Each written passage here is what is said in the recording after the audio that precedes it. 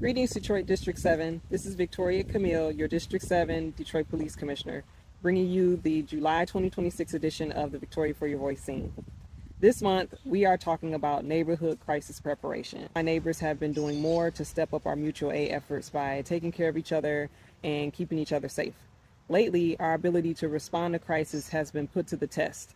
There's been suspension and reduction of food assistance benefits, food safety concerns, periods of extreme heat, power outages, and hazardous air quality. And after the recent storm that caused a power outage, some pitched in to clear down branches and debris, while others made runs for dry ice, and still others offered alternative power sources for charging devices.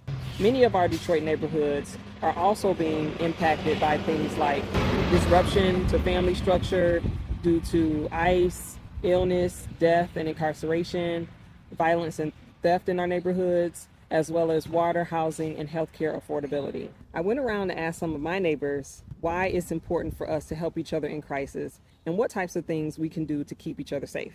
Let's hear what they had to say. Number one, we need to get to know each other first before an emergency happens. Getting to know who our neighbors that need the most help, those that are disabled, those that are elderly, those that have health issues, getting to know who they are. Communication, because we wouldn't know if somebody is too hot and passed out. So as neighbors, we need to have each other's numbers. Just do a one-on-one contact.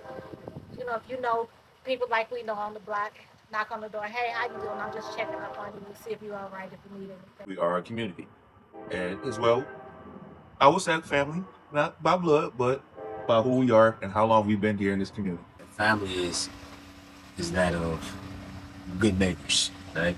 Being neighborly. Mr. Kenny, next to me, that's my family.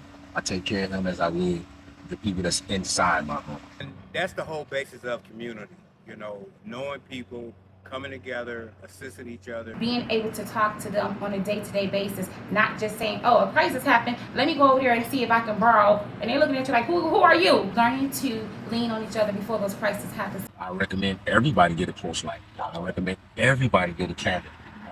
Everybody have a dog. It's a little dog. You got cats, right? You're safe, cat. Since I've been over here such a long time that I'm used to our neighbors getting together and helping each other out. I just grew up that way. I teach my children that if they take care of others, others will take care of others. When we grew up, the children were so important that you couldn't make it home before you met all the elders, right? And the elders weren't there to just be mean. They wanted to make sure you made it to the other end of the block safe. We had Coleman and Young come about and give us the night hawks and the night watches and things of that nature. And, tell us, hey, man, listen, we got to take care of each other. And we put these people out here to show us that it was okay to take care of each other. Be more vigilant about our neighbors, like when we're leaving or when we go out of town, please let somebody know. Even if you're going to have company staying at your home while you're gone, that's one way of looking out for each other. When you turn my corner, if there's food, you're welcome. But who has supplies that's willing to share out, that's willing to help each other? I'm learning who has transportation. How can we get around in that crisis? Who knows CPR? Who knows first aid? Who's gonna do this? Who's gonna do that? Whose house can we go to maybe to charge something? Or whose house can we go to for food or for drinks or for a ride somewhere? So just having a game plan before a crisis strike, I think. This is the pantry that we have in our block club in preparation of emergencies.